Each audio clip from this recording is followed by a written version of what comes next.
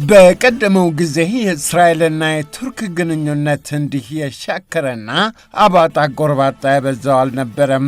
እንደውም ከብዙዎቹ የቀጠናው ሀገሮች በተለየ ቱርክ ከ77 ዓመታት በፊት ከእስራኤል ጋር ሙሉ ዲፕሎማሲያዊ ግንኙነት በመመስረት ቀዳሚዋ ነች። ቱርክ ከእስራኤል ጋር ዲፕሎማሲያዊ ግንኙነት የመሰረተችው አዲሱ የእስራኤል መንግስት ገና የተቋቋመበትን 1ኛ ዓመት ሳያከብር ነበረ።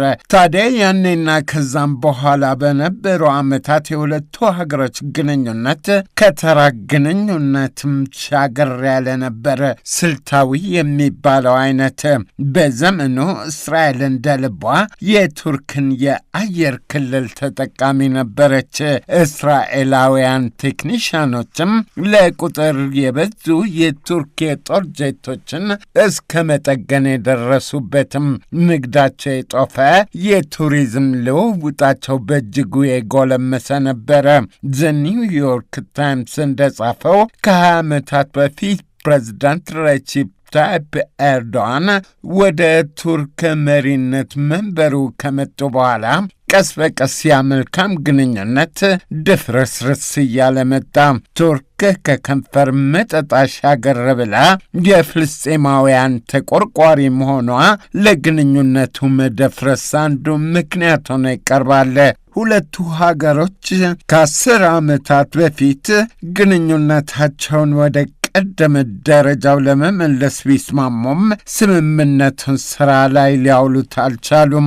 ከ14 ዓመታት በፊት የፍልስጤማውያኑ የጦርና የፖለቲካ ድርጅት ሐማስ በቱርክ የማዘዣ ጣቢያውን መስርቷል መባሉ የሻከረውን ግንኙነት ይበልጥ ከድጡ ወደ ማጡ መክተቱ ይነገራል። ከሰሞኑ ደግሞ የእስራኤልና የቱርክ ነገር ከመሻከርም አልፎ ወደ ቃታ መሳሳቡ ሊያመራ ይችላል የሚል ስጋት አሳድረዋል። እስራኤል በግላጭ አድርጌዋለሁ ባትልም ሰሞኑን የሶሪያውን አቡ አልድሁር የአየር ኃይል ሰፈር በጦር አውሮፕላኖች ቀጥቅጠዋለች። ታዲያ አቡ አልድሁርና ቱርክን ምን አገናኛቸው ከተባለ እስራኤል የጦር ሰፈሩን የቱርክ ወታደሮች ሊሰፍሩበት ይችላሉ የሚል ስጋት እንዳላት ይነገራል። እንደውም እስራኤል አቡ አልድሁርን በጦር አውሮፕላኖች ይቀመስል ያለችው ከፍተኛ የቱርክ ወታደራዊ የልዑካን ቡድን ከጎበኘው በኋላ ነው ተብሏል። የእስራኤሉ ጠቅላይ ሚኒስትር ቤንያሚን ኔታንያሁ አስተዳደር የቱርክ ጦር በዚያ ከሰፈረ ቀጠናዊ የኃይል አሰላለፉን ያዛባል የሚል ስጋት እንዳለው ዘኢየሩሳሌም ፖስት ጽፏል። የሶሪያው የውጭ ጉዳይ ሚኒስትር አሳድ አልሻይባኒ የቱርክ ሰራዊት አቡ አልድሁርን የጦር ሰፈሩ ለማድረግ አቅዷል መባሉን ሐሰት ነው ብለውታል። በቱርክ የአሜሪካው አምባሳደር ቶም ባራክም እስራኤል አልድሁርን በጦር አውሮፕላኖች መምታቷን ትርጉም የለሽ ግጭት ማባባሻ ብለውታል። በሶሪያ አሁን በስልጣን ላይ ለሚገኙት የቀድሞቹ የሶሪያ አማጽያን ቱርክ አለሁላችሁ ባያቸው ጥላ ከለላቸው ነበረች። ለዚህ አይነቱ ታላቅ ውለታ ለቱርክ የጦር ሰፈር ቢፈቅዱላት አይገርምም። እስራኤል ግን በጭራሽ የማይደረገውን እያለች ነው።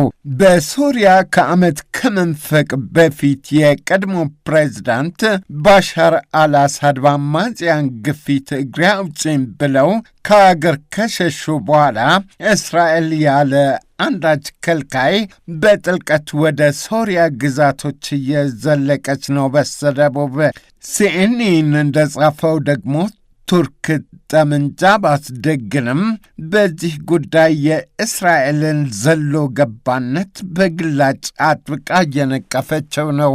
ፍጥጫው ሶሪያን ወደ እስራኤልና ቱርክ የጦር አውድማነት ይለውጣት ይሆናል እያሰኘ ነው።